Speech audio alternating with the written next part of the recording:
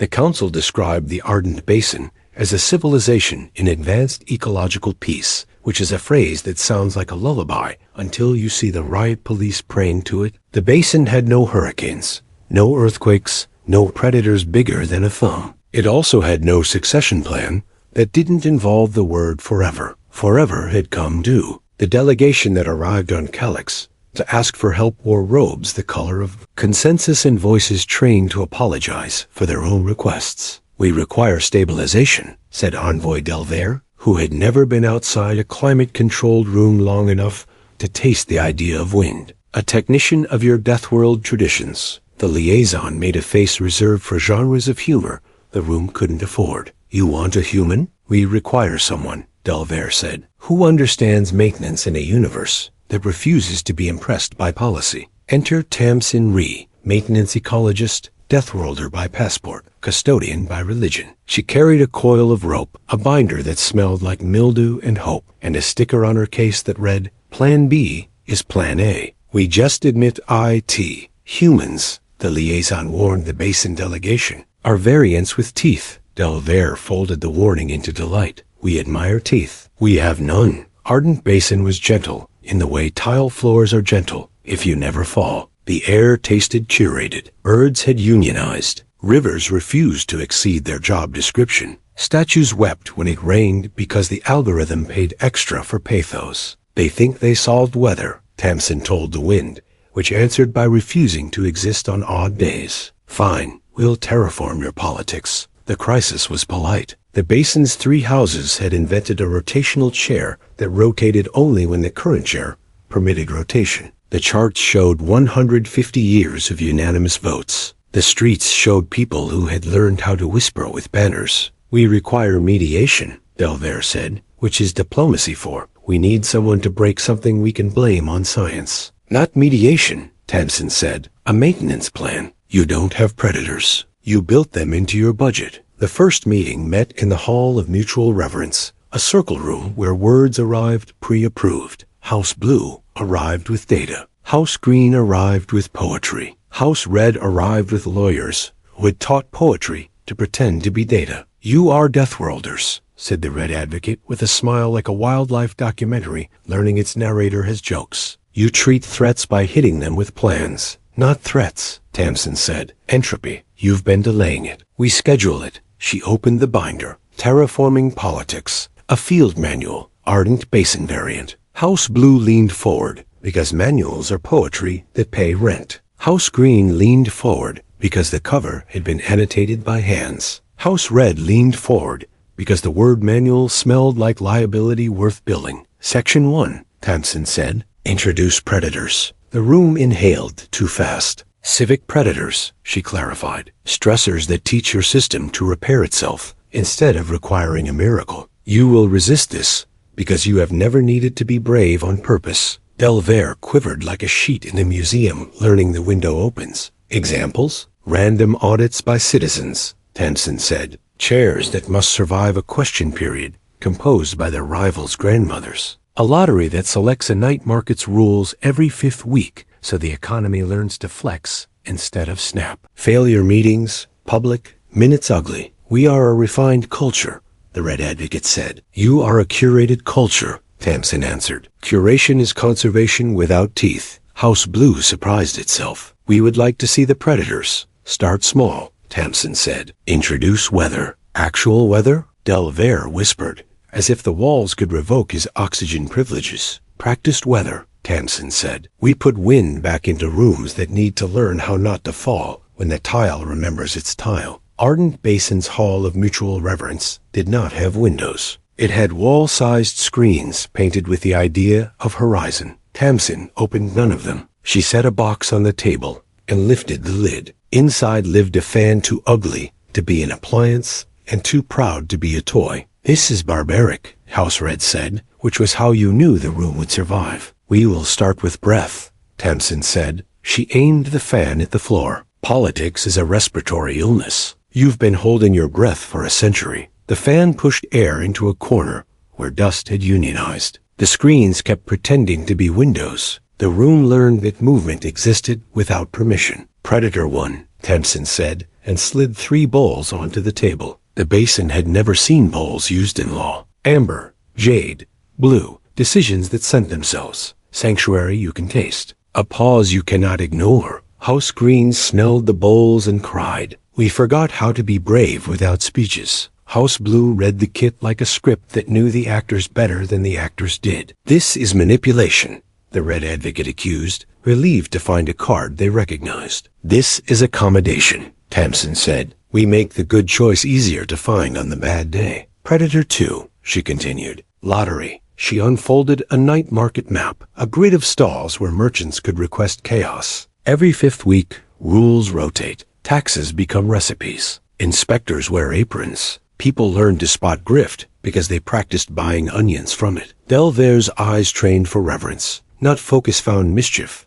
and did not die. Will this cause panic? Panic gets bored when you give it chores, Tamsin said. Predator 3, and the room braced. Grandmothers. House Red laughed the way professionals laugh when amateurs arrive with matches. You suggest elders vet the chair? Not vet, Tamsin said. Interview. Questions only grandmothers ask. Who are your friends? What will you do when the soup is late? Which market do you shop? Show us your shoes. You're a Deathworlder, Red said again, as if repetition could demote the insult. I'm a custodian, Tamsin said. I keep things from dying of their own curation. They walked the basin. Tamsin stopped in a plaza where pigeons posed as art and convinced a vendor to sell her nothing air, measured by courage. The vendor laughed and invented a price. The crowd learned to love commerce that didn't pretend it wasn't a conversation. Newsfeeds framed her as a threat in tasteful fonts. The clip most shared cut her sentence, introduce predators,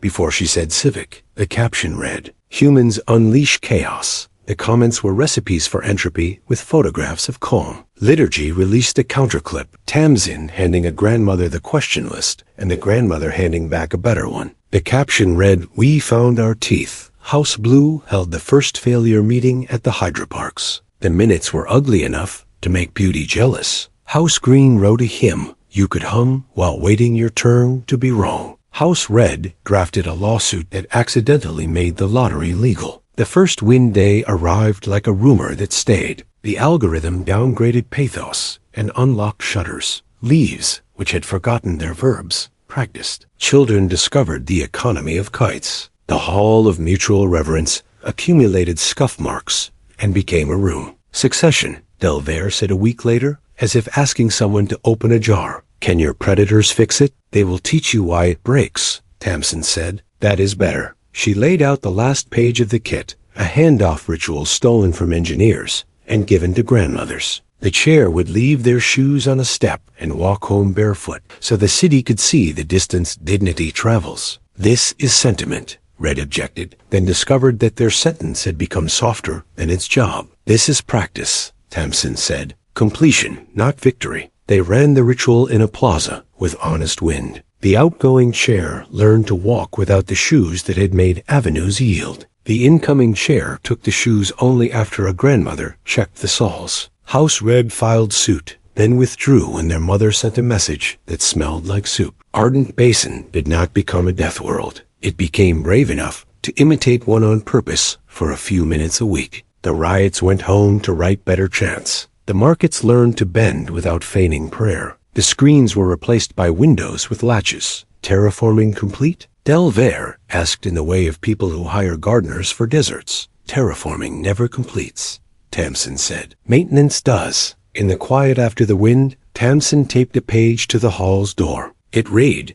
We will forget. Schedule remembering. Grandmothers added, Bring cake. Behind them, the basin exhaled a breath it forgot it was allowed to keep. The forecast predicted small weather with useful teeth. The basin's first week of small weather ended with a forecast the citizens didn't recognize. Wind advisory for egos. Newsfeed stitched Tamsin Ree's phrase, introduce predators into a montage that cut before the word civic, then layered war drums over a box fan. The caption learned to shout, Humans unleash chaos. House Red filed an injunction to halt the lottery nights on grounds of economic dignity. House Blue counter filed with a spreadsheet titled Dignity versus Elasticity, which did the rude math of fewer bankruptcies when cuisines swapped stall licenses once a month. House Green requested a hymn to due process. The hymn arrived set to 4 quarters and smelled faintly of bread. Delvere, envoy of consensus, developed a dangerous habit, showing up where conversation happened before it dressed for cameras. At the night market, a grandmother fitted him for a question he would not stop asking. What will we do when soup is late? Your predators will turn on you, warned the Red Advocate at the interim hearing. You brought weather to a glass palace. Palaces are just rooms that forgot to pay maintenance, Tamsin said. She stood without raising her voice, because fans had taught her to distrust theatrics. Predators are stressors with jobs. We will assign them good ones. The judge, a functionary who loved silence because it had taught them what not to say, allowed a pilot program. 3 markets, 2 grandmothers per house on the chair review, and a ceiling on wind speed. Wind has opinions about ceilings, Tamsin said. Then teach it etiquette, the judge replied, which was either humor or jurisprudence at its best. They launched the pilot with public minutes. The first lottery night turned recipes into bylaws and bylaws into ingredients. The tax assessor stirred a pot and learned what compliance smells like when it feeds children. A merchant discovered that his best grift fell apart when customers trained in chaos started enjoying the math. An influencer posted from the plaza,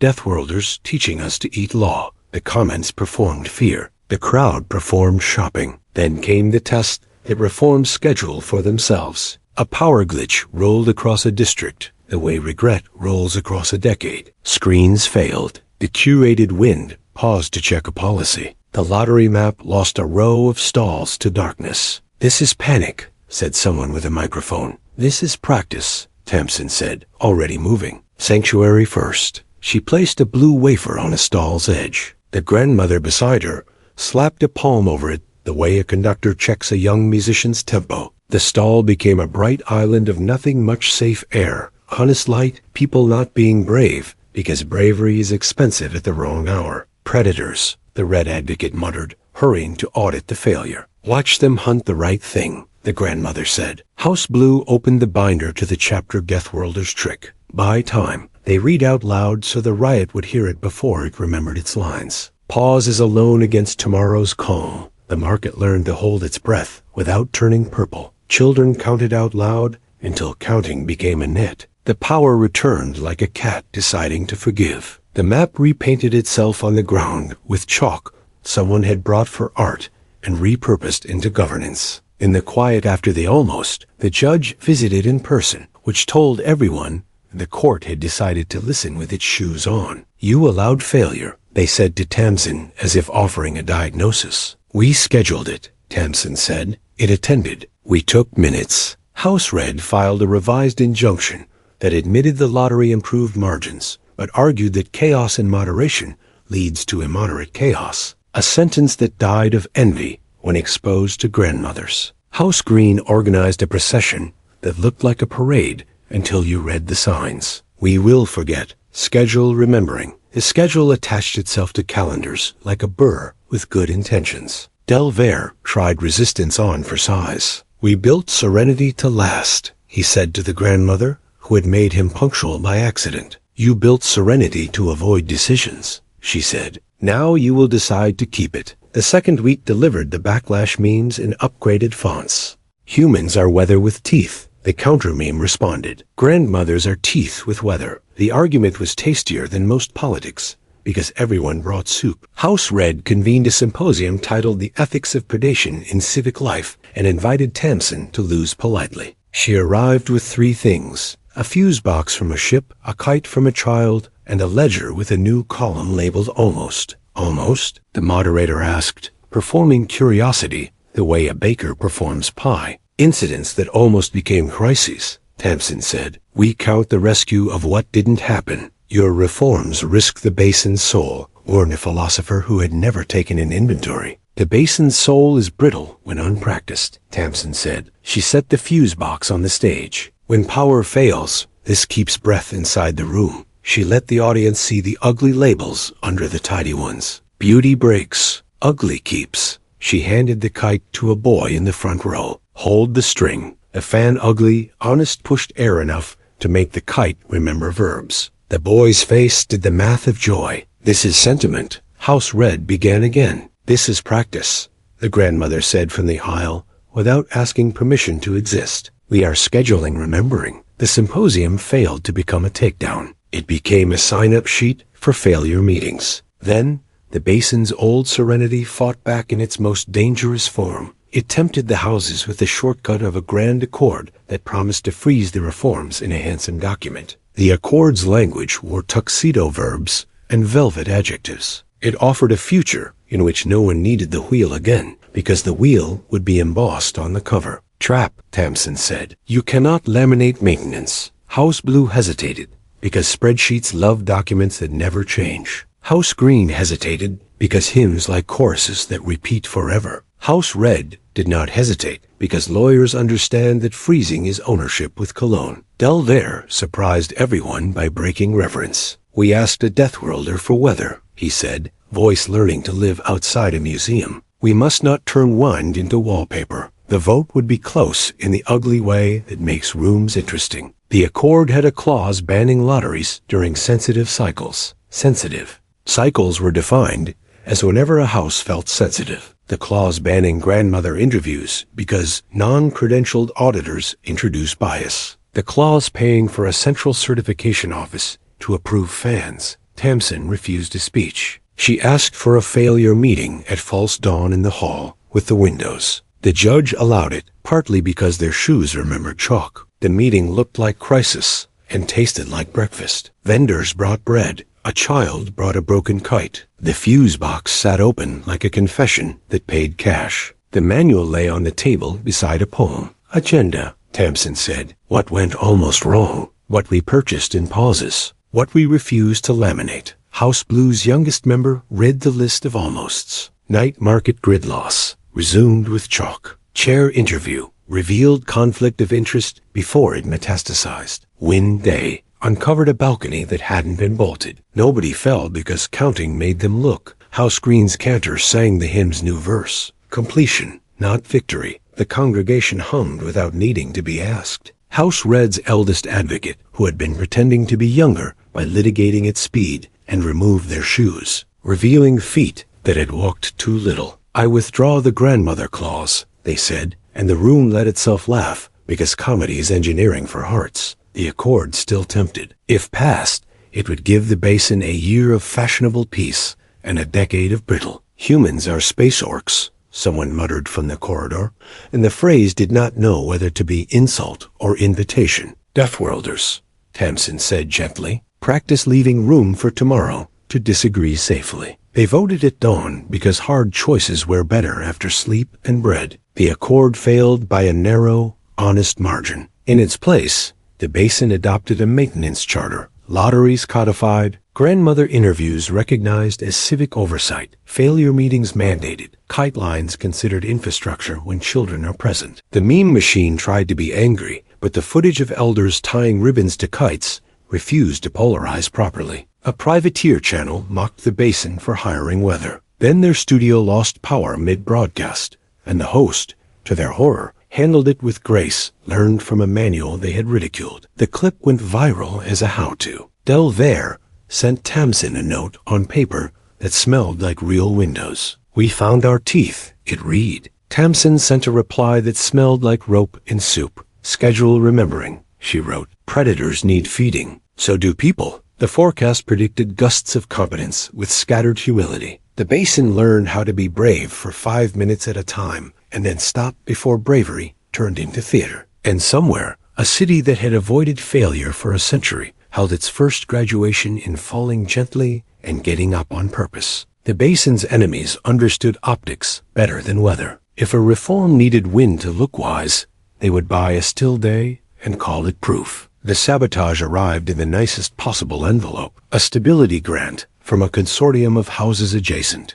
earmarked for calm optimization across sensitive districts. The check cleared at dawn. At noon, the flags forgot how to be verbs. Tamsin Ree did not swear. She wrote, "A note on the charter board. When the wind is away, the room must remember its hands." She took the box fan back to the hall and left it closed. Fans solve optics the wrong way. Better to let the room learn itself. Markets that had been practicing chaos for candy suddenly pretended to be allergic. The lottery night's chalk lines, which had been jaunty enough to earn winks from grandmothers, looked like a dare someone forgot to clean up. A pundit purred, "See, they need the toy." A rival pundit purred back, "See, reforms melt in sunlight." Delver sent for Tamsin with the urgency of someone who didn't want to run. "Our serenity has been turned against us," he said, words lining up like volunteers for a photo. "Serenity does that," Tamsin said. "It visits as a guest. Then it moves furniture." She convened a failure meeting without the fan. "Agenda," she said. "We were using wind as training wheels. They stole our bicycle. We can walk." She laid out the bowls and the mat and the fuse box and the ledger with the column labeled almost. And a child brought the kite with the broken spine, because some metaphors insist on auditions. The plenty who had returned to watch a species remember breath pressed a pressure sentence into the floor. "You have other doors." The floor answered by being useful. "Sanctuary first," Tamsin said, and set blue at the plaza's warmest corner. "Negotiation next." Amber on the stall that pretended it wasn't a gathering place. "Settlement last." Jade on the step where pride tends to cool when given a seat. Without wind, the scents carried differently. People had to come closer to smell them. The plaza practiced intimacy it wasn't sure it had paid for. House Red's youngest attorney arrived fresh from a seminar on own goals and asked an adult question without the makeup. "What if stillness is better?" "Sometimes it is," Tamsin said. "Today it's a trap," she pointed up. "They paid for stillness to make us forget we can choose." House Blue opened the manual to a page Tamsin had titled in a fit of pettiness she refused to regret. "Calm is not neutral. If the absence of pressure creates confusion, reintroduce sequence." Blue read. "Not force. Order." They sequenced the plaza. Stalls took turns by heartbeat instead of breeze. Grandmothers enforced pauses with spoons that did not need to touch anything to change its mind. Children counted people in and out the way harbor pilots count swells. The market learned it could breathe by choreography when weather refused to help. An envoy from the consortium that had purchased stillness arrived to observe the carnage that refused to manifest. "We see you have adapted," they said, with the tone of auditors who want to collect rent on competence. "We scheduled remembering," Delver said, which in his mouth sounded like a rebellion that had finally found shoes. The envoy suggested a calm compliance certification. The grandmother suggested soup. The envoy did not understand how to refuse soup in public and lost the room accordingly. At sunset, a glitch flickered across the night market grid, a perfect square of frozen kiosks. Each screen locked on a menu of items nobody wanted, each vendor smiling the way a person does when a camera has taken their job. Tamsin crouched and touched the chalk line that had become a border the algorithm couldn't see. "They bought your light," she told the plaza. "They can't afford your feet." The crowd redrew the map. Chalk extended like coral. A little boy with careful hands patched the kite with a receipt and a promise. People shopped. The quiet that markets make when they prefer barter to applause returned. The broadcaster who had bet a segment on failure found themselves filming competence and hated the way their eyes watered. "No wind," they said on air, trying to save the thesis. "No fan, no permission," Tamsin said, not unkindly, "just practice." That night the judge issued an order with no poetry and more mercy, and it boasted. Home optimization funds suspended pending review. Lotteries recognized as resilience infrastructure. Sanctions for sabotage raised to the cost of a funeral, multiplied by the number of children who watched. The order's last line said, "Bring soup to your failure meetings." The clerk had a grandmother. The consortium escalated the way cowards always do. Gossip first, sabotage second, knives last. They seeded feeds with two ideas that travel as a pair. Humans require danger to feel useful, and grandmothers are a cult. The memes were handsomely lettered. The comments smelled like fear folding itself into dignity until it became riddle. House Red proposed a compromise that sounded clever and tasted like dust.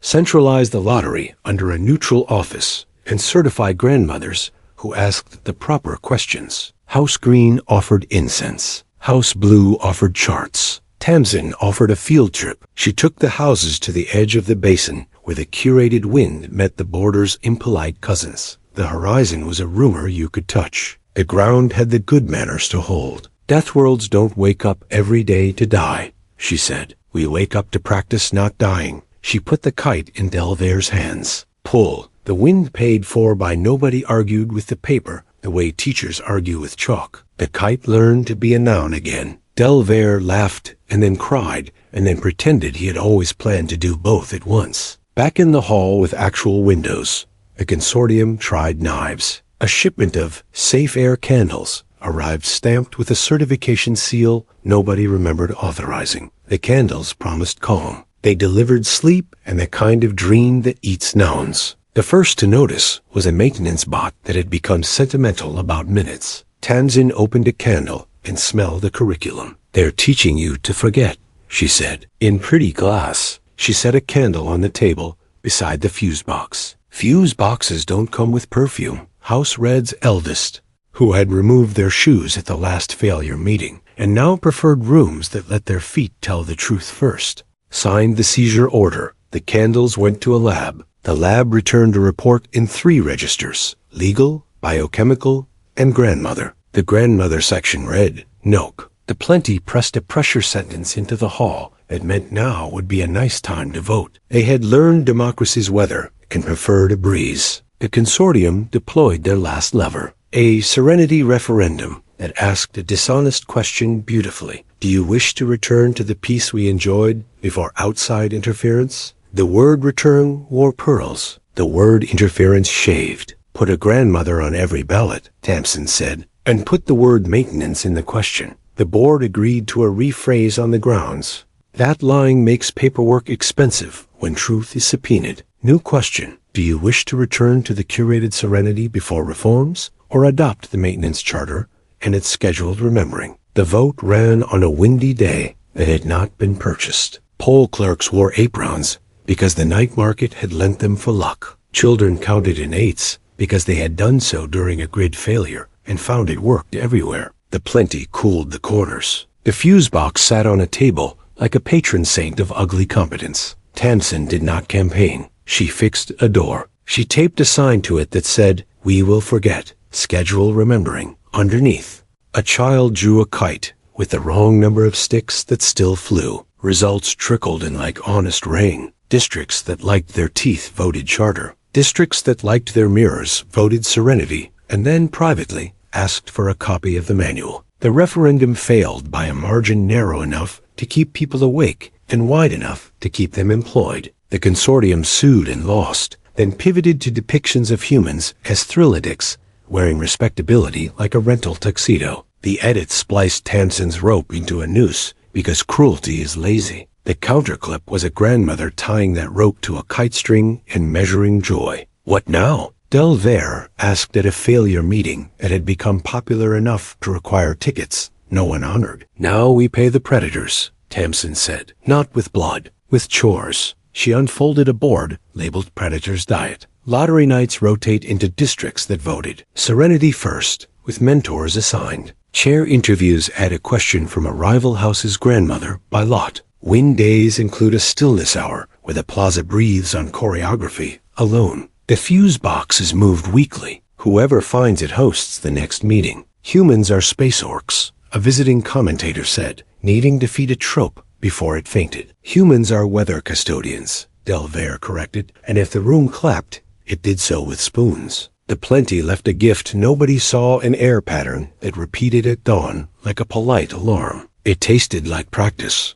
Children learned to hum it, and adults learned to call it coffee. On the way out of the hall, the judge met Tamsin at the door that had been fixed wrong on purpose to teach apprentices humility. You forced us to learn, the judge said, trying on gratitude in public. I wrote it down, Tamsin said. You learned. Night fell in the manner of things that deserved to happen. Screens dimmed to honest. Markets closed like mouths after good soup. The wind argued with a flag and won, and conceded a point out of sportsmanship. Somewhere in an office that believed its own glass, a consortium analyst filed a report. Reforms resilient under stillness. Recommend new line of attack. Boredom. It was an own goal big enough to split a tie. The basin scheduled remembering. The predators kept their jobs. The fuse box found a new host. The kite slept on a shelf above a ledger that had begun writing the column keeps in ink. And Tamsin, Deathworlder by passport, custodian by stubbornness, crossed off a line in the manual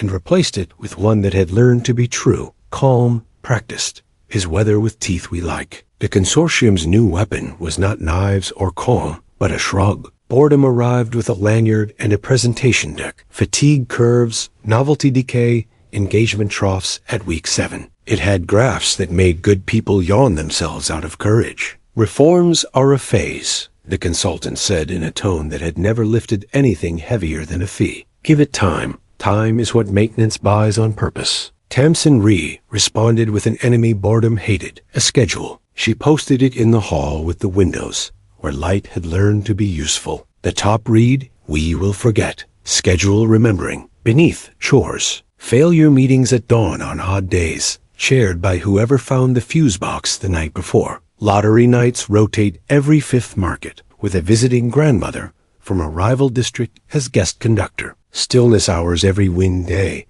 so choreography stays fluent when the breeze forgets its lines. Apprenticeship slots for kids who can count to 8 out loud and keep counting when someone tries to sell them silence. Boredom tried to hold a press conference. It wheeled out experts who made courage sound like a sugar high and maintenance like an unfashionable shoe. You will return to baseline, said a voice that practiced prophecy for a living. Delvere, whose job used to be reverence and now included mischief, brought a kite to the podium and handed the string to the dignitary. Hold this, he said. The wind obliged. The dignitary laughed because their body betrayed them. The graph on the screen looked like it had forgotten why it came. House Red proposed the classic suppressant, a commemorative month, a time-boxed, sponsor-friendly version of reform, so donors could feel dealt in and the public could be invited to leave when told. House Green wrote a song that tried to be endless and learned how to end. House Blue said numbers like mass to anchor the room against tides. Months are for campaigns,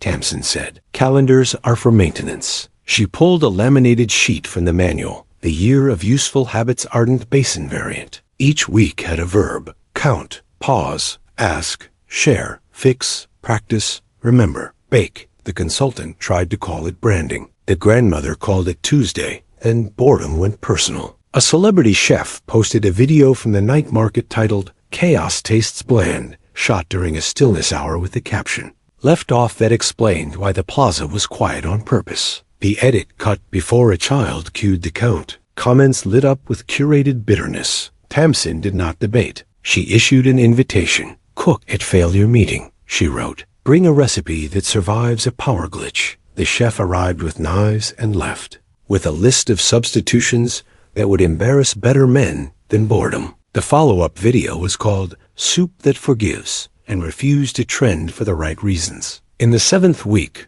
the trough on the consultant's graph, the city forgot a stillness hour. The plaza stumbled, bumped elbows, invented small offenses, and prepared to promote them. The grandmother struck the spoon on the rail once. The plenty pushed a pressure sentence into the corners that translated to the same word in 14 languages. Now, the count resumed, not with passion, but with practice. People didn't apologize. They corrected. The plaza improved in public, which is the ugliest thing beauty can do, and the most persuasive. House Red's youngest attorney admitted something on a feed no algorithm respected. I was bored, they wrote. I went to the meeting anyway. We fixed the hinge on a door and then argued about soup. It felt like belonging. Comments tried to weaponize the vulnerability and failed against the grain of usefulness. By month 3, boredom found itself outperformed by habit. The basin had created small jobs for attention and small prizes for completion that were worth exactly as much as they cost. Healthy smugness,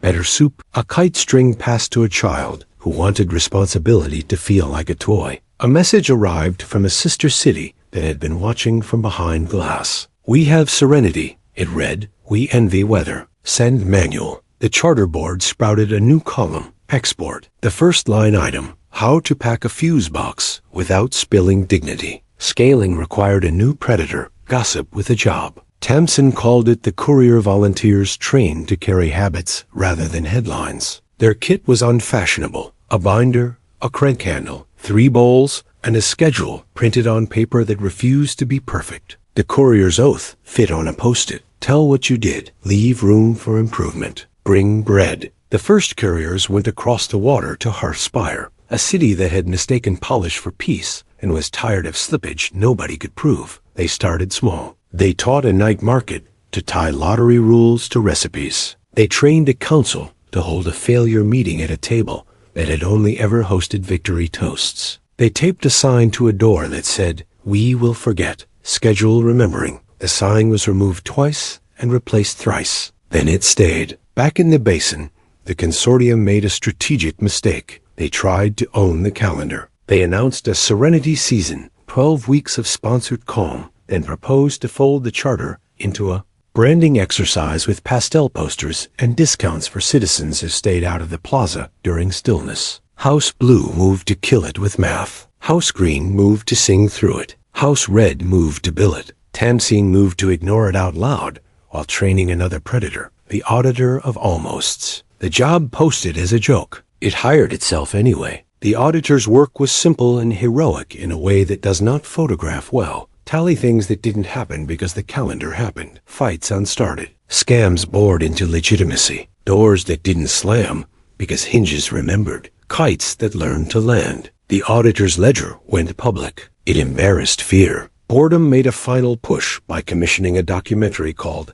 After the Wind that framed the basin's year as a high that would crash. The filmmaker interviewed people at their worst hour and cut the footage to make practice look like exhaustion. The piece went wide and did business. 3 days later, a maintenance bot posted the raw minutes from the same day. Bad mood, gone to soup, a hinge fixed wrong, then fixed right. A grandmother telling a chair to sit. The edit was boring in the way a sunrise refuses to innovate. People watched anyway because it was about them. Sister cities began sending requests with handshakes built into them. "We will adopt your failure meetings if you take our waste heat problem. We will interview.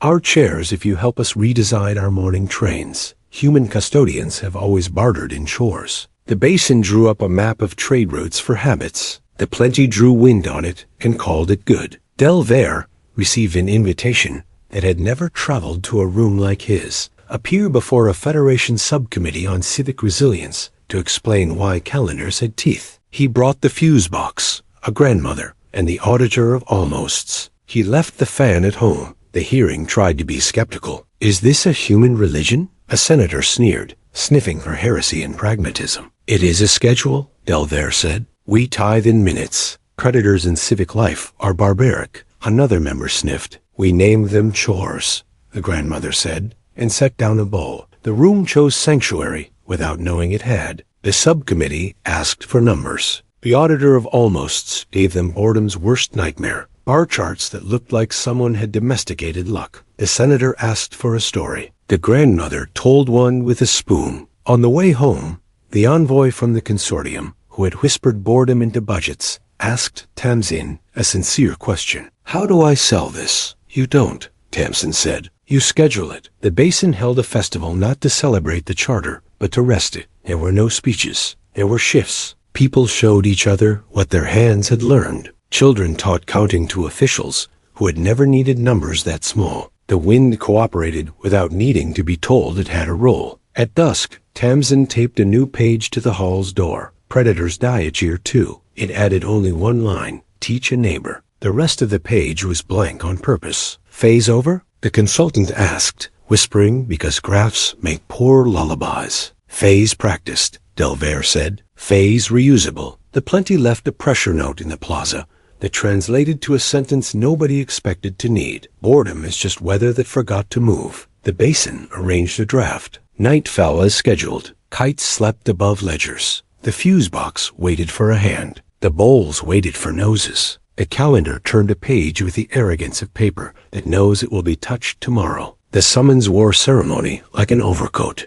Federation Subcommittee on Civic Resilience invited the Ardent Basin to testify on the maintenance calendar phenomenon. Tamsin Rhee packed a fuse box, 3 balls, a kite, the Auditor of Almosts, and 2 grandmothers who corrected stenographers with love. Delver ironed his reverence until it learned to fold. The Capitol's Hall of Deliberations did not have kites. It had chandeliers that pretended not to be gravity on holiday. Delegations from tidy empires leaned forward in the way predators do when a new animal enters the story. Humans had a reputation to sell. The plenty attended anyway, to spoil the sale with kindness. Your charter undermines sovereignty, the first senator declared. Lotteries make markets nervous. Grandmothers bias interviews. Failure meetings depress confidence. Markets love predictability, House Blue replied, laying bar charts like bread. Nothing is more predictable than practiced recovery. Grandmothers introduce bias,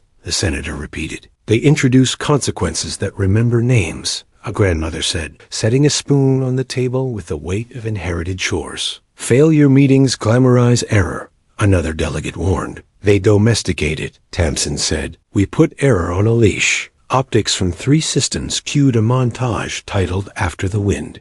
Cut to imply exhaustion, framed to suggest dependency on toys. The narrator called humans thrill maintenance enthusiasts. The crowd hummed appreciation for well-funded condescension. Tamsin did not play the rebuttal. She read minutes. District 7, grid glitch, chalk remap, sanctuary established, soup delivered, fight did not start. 2 apologies traded at cost. District 11, chair interview grandmother discovered gift contracts. Chair recused, market did not panic. Auditor of almosts. 72 almost crises purchased for less than 1 funeral. Minutes are the enemy of myth when myth is lazy. The room breathed less theatrically. A senior diplomat asked the mean question in a velvet glove. Is this a human religion? It is a calendar, Delvere said, voice steady as a kite string. We tithe in minutes and chores. Heresy by efficiency, a traditionalist muttered. Tradition by practice, the grandmother corrected. The plenty pulsed a pressure sentence into the floor that translated as why are we pretending air is optional. The hall straightened its posture. Your predators will turn on you,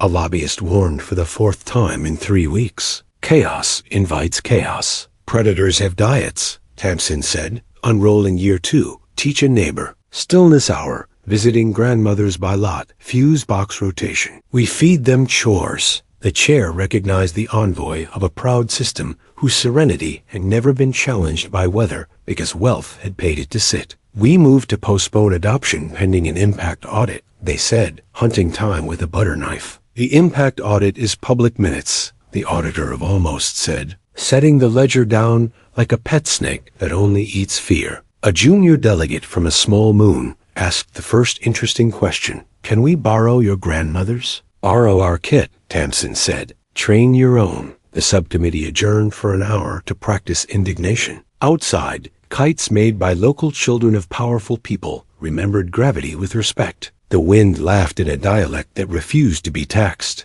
During recess, Federation newsrooms ran split screens. The basin's bowls and chalk on one side, clips of human polite mode on the other. The silence that means contingencies have come to work. The caption begged to trend. Deathworlders bring soft conquest. The counterclip came from the plenty, a pressure drawing of a plaza, choosing sanctuary, a stenographer's fingers finding a new tempo, a child counting wrong, and still being useful. The caption whispered, rooms that remember. It did fewer clicks and more neighbors. The second session tried to spring a trap disguised as compromise. Adopt charter practices inside the Capitol, but move them into an office of serenity with certified moderators and licensed pauses. The word office carried the drug of deniability. Office where? Tamsin asked. In the Capitol, the senator smiled. Level 1 is the hand on the crank, Delvere said reflexively, and the room laughed at a joke it had learned to depend on. Level 2 is the person counting, the grandmother added. Level 3 is the neighbor who waits, the plenty completed, and you could feel a coalition of oxygen forming. The vote would go to the General Assembly, which meant the room must be tuned for boring, because boring is how history sneaks past fire alarms. Tamsin asked leave for a demonstration not of wind, but of stillness. The chair indulged out of a superstition they were proud of. Let the humans cook, then claim the recipe. They laid the map in bowls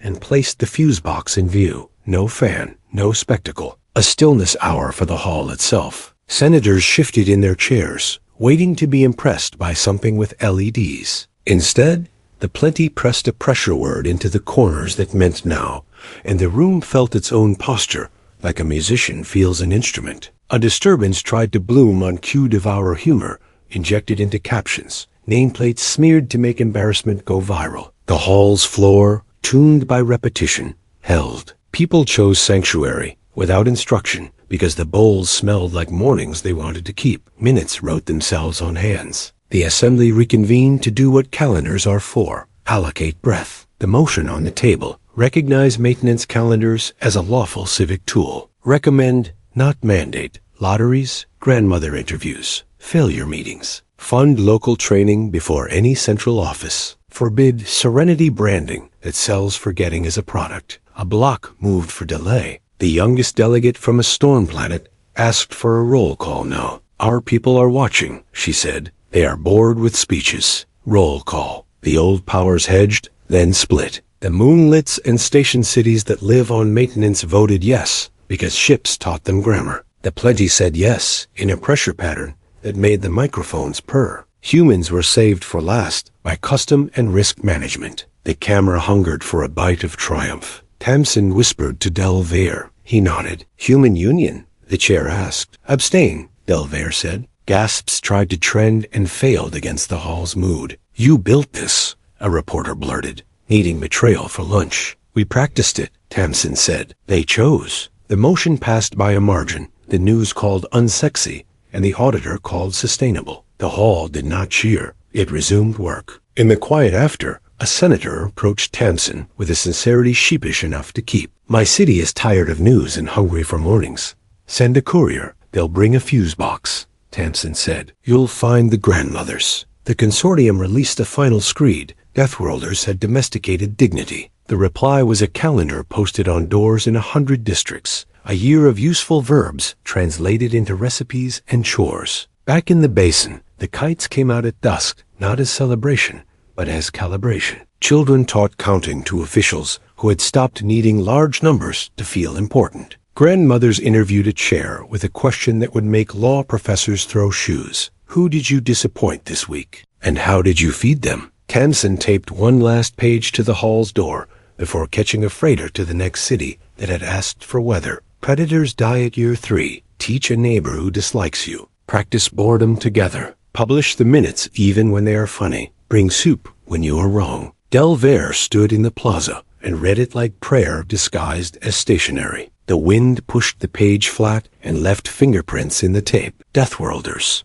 said a passerby. Tone undecided. Custodians, Delvair said. Tone practiced. The forecast promised a year of small weather with good teeth. The assembly turned to other business. The calendar turned to tomorrow. And somewhere, in a city that had never met a hinge it respected, a courier knocked with a fuse box in one hand and a schedule in the other, ready to terraform politics by teaching it how to breathe. The ardent basin never applauded on time, which is how you knew practice had replaced performance. And on the morning, the couriers fanned out toward cities that smelled like curated serenity. The plaza simply kept doing its chores, while the council scheduled a ceremony to pretend. History needed a ribbon, which it does not. It needs minutes, bowls, and shoes that walk home without trumpets. Tamsin re-folded the manual until it creaked like a hinge remembering its job, and met Delvair under the kite hooks, where drafts negotiated with daylight in a language the plenty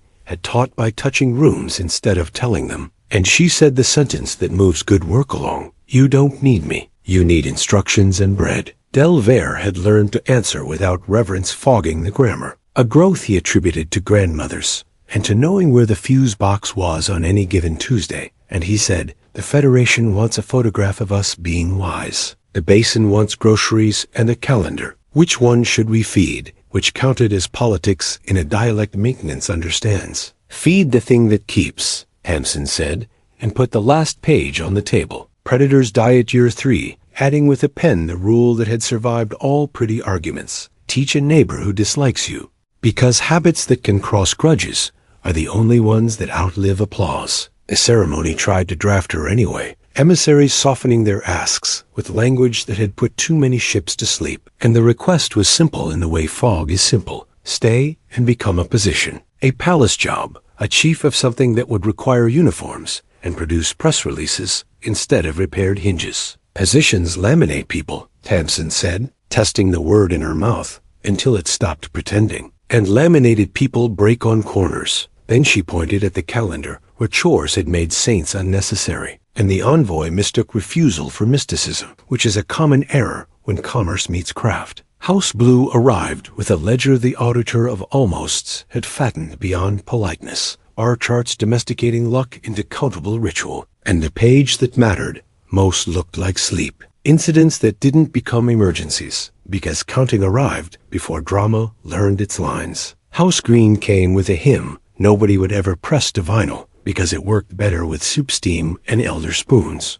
And the verse they underlined read, completion, not victory, which is the only theology maintenance permits. House Red brought a stack of legal placeholders, stamped withdrawn, which grandmothers regarded as proof that lawyers can be taught to enjoy infrastructure when it saves them time. And the eldest advocate carried no shoes because feet that had learned municipal honesty preferred truth in their arches. The basin's predators had diets now, posted beside market schedules, where children could correct them if they forgot their greens. And boredom skulked in the comments muttering phase in new fonts. But the calendar treated boredom like weather that had misplaced its verbs and moved on without asking permission. In the neighboring city Hearthspire, where serenity made reflections fall in love with themselves, the first courier knocked with a binder, a crank, and 3 bowls wrapped in a towel that smelled like kitchens. And the door answered with a question Hearthspire thought was sophisticated. What is the ROI on kites? To which the courier replied, fewer funerals and better bread. And the pilot program survived its first scandal by being too useful to slander. By noon, the Plenty had pressed a pressure note across the basin's plazas that translated to farewell without goodbye. A weather that says we are leaving you with yourselves, the gentlest way to measure a culture's pulse. And the children hummed it without being told, because competence had already colonized their play. Tamsin walked the hall with the windows one last time, checked the hinges she had left wrong, so apprentices could fix them, then fixed one of them herself, because humility and example are cousins, and taped to the door the instructions that make ceremonies blush. We will forget, schedule remembering, bring soup when you're wrong. Delvere met her at daybreak, the fuse box sitting on the table like an ugly saint in a cathedral that had finally remembered to be a workshop, and he said, they will say we owe humanity a crown, to which she answered, crowns laminate. And he did not argue, because he had seen what laminated mornings cost when they crack. A child arrived with the kite that had been mended too many times to be beautiful, and therefore had become perfect, and handed Tamsin the string without ceremony, a transfer of chore more binding than law. And she laughed the way craftsmen do when their work has successfully tried to replace them. The news asked for a quote it could weaponize into a headline, and got instead a recipe. Teach, count, pause, publish, share, fix,